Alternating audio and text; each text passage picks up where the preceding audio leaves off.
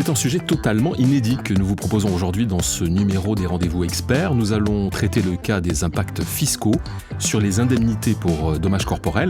Et l'expert sur ce sujet chez BNP Paribas Cardif, c'est Thomas Boucheron. Thomas, c'est une question qu'on ne se pose pas vraiment quand on est victime d'un accident et que l'on perçoit des indemnités pour dommages corporels subis. Et pourtant, ce montant peut avoir des conséquences et des impacts fiscaux non négligeables. Alors c'est ce que vous allez nous expliquer en détail dans ce podcast. Alors si vous voulez bien, commençons déjà par définir la façon dont sont fixées ces indemnités pour dommages corporels. Lorsqu'il est question du versement de sommes parfois conséquentes, l'indemnisation d'une victime d'un dommage corporel ne doit pas s'établir de façon approximative. En pratique, les assureurs, les tribunaux et les médecins experts ont recours à la nomenclature d'Intillac qui établit une liste indicative des postes de préjudice afin d'indemniser ces préjudices à leur juste valeur. Alors une fois qu'on sait comment cela est calculé, j'évoquais tout à l'heure en introduction les impacts fiscaux qui peuvent toucher justement ces fameuses indemnités. Thomas Boucheron, quelles sont les règles fiscales donc, qui s'appliquent et en fait est-ce qu'il y a une imposition à l'IR de ces indemnités ? Alors ces indemnités peuvent être versées sous forme de capital ou de rente. Lorsque l'indemnité pour dommages corporels est versée sous forme de capital, elle ne constitue pas un revenu et n'est donc pas imposable à l'impôt sur le revenu. Toutefois, lorsque ce capital est placé, les produits issus de ce placement seront, eux, à déclarer à l'impôt sur le revenu. Lorsque l'indemnité pour dommages corporels est versée sous forme de rente, cette rente est exonérée lorsque la victime est située dans une incapacité permanente totale ou quasi-totale, nécessitant l'aide d'une tierce personne pour effectuer les actes de la vie quotidienne. Cette exonération s'applique dans les mêmes conditions lorsque la rente est versée à la victime d'un accident de la circulation en exécution d'une transaction effectuée entre la victime et l'assureur. Alors Thomas, prenons le cas d'un couple marié sous un régime de communauté.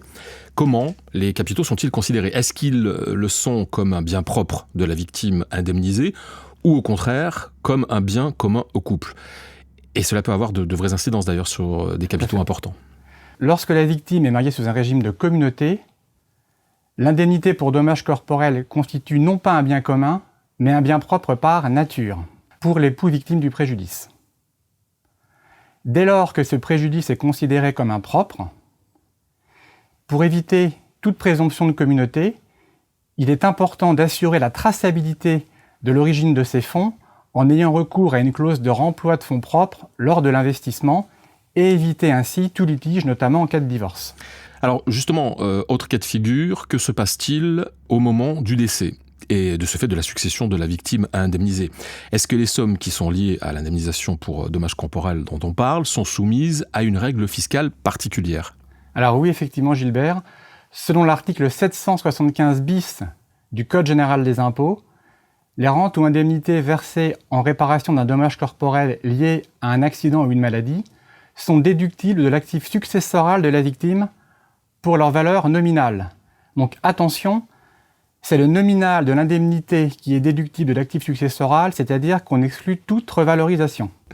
Thomas, j'ai une question très pratique maintenant à vous poser. Selon vous, quel est le contrat le plus adapté pour y investir ces indemnités ? Est-ce que c'est plutôt le contrat d'assurance vie ou plutôt le contrat de capitalisation ? Il est conseillé en pratique d'investir tout ou partie de l'indemnité dans un contrat de capitalisation. En effet, au décès du souscripteur, le contrat de capitalisation est intégré dans l'actif successoral de la victime et le montant nominal de l'indemnité viendra en déduction de cet actif successoral, sous réserve évidemment que l'actif successoral soit suffisant. A contrario, si cette indemnité est investie sur un contrat d'assurance vie, les capitaux décès versés aux bénéficiaires le seront hors succession avec la fiscalité assurance vie. Prenons l'exemple suivant. Monsieur D, célibataire, âgé de 25 ans et sans patrimoine, a perçu une indemnité pour dommages corporels d'1 million d'euros. Si Monsieur D investit cette somme d'1 million d'euros sur un contrat d'assurance vie, à son décès, les capitaux seront transmis hors succession aux bénéficiaires désignés avec la fiscalité assurance vie. En présence d'un seul bénéficiaire, celui-ci se verrait appliquer l'abattement de 152 500 euros, puis la fiscalité à 20 et 31,25 et le montant des droits dus s'élèverait à environ 185 000 €.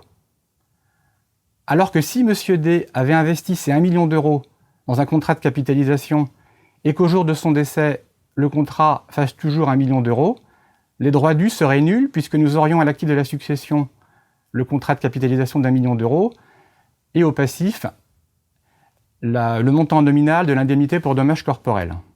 Donc nous préconisons d'investir en contrat de capitalisation et de limiter l'investissement en contrat d'assurance vie.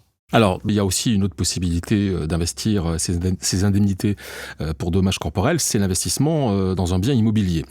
Est-ce que, si j'investis dans un bien immobilier, l'IFI traite différemment ce type d'investissement que de l'ex-ISF, la fameuse ISF qui, rappelons-le, à l'époque, permettait une déductibilité de ces sommes. Est-ce qu'il y a une différence de traitement ? Alors oui, effectivement, les règles de déductibilité de l'ISF sont différentes de celles de l'IFI. En matière d'IFI, selon la doctrine administrative, il va falloir vérifier selon que le bien immobilier qui a été acquis en remploi de l'indemnité pour dommages corporels l'a été avant ou après le 1er janvier 2018. Ces dates sont vraiment importantes. Pour les particuliers qui ont acquis un bien immobilier en remploi d'une indemnité pour dommages corporels avant le 1er janvier 2018, ils pourront déduire de l'actif imposable de l'IFI le montant actualisé de l'indemnité ainsi perçue.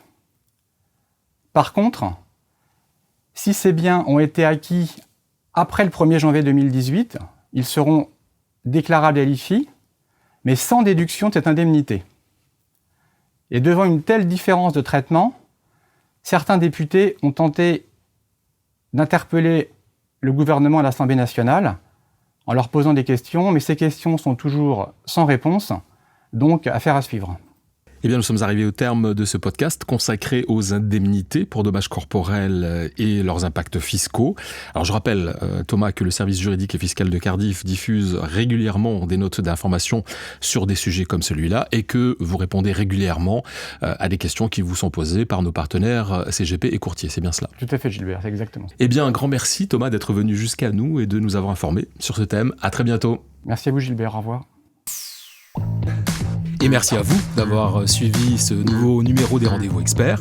Alors si vous avez aimé ce podcast, partagez-le, commentez-le et n'hésitez pas à nous faire part des sujets que vous aimeriez que nous abordions ensemble. Vous pouvez le réécouter sur les comptes Cardiff, YouTube, LinkedIn et Twitter et sur les plateformes Apple Podcasts, Spotify et Ocha.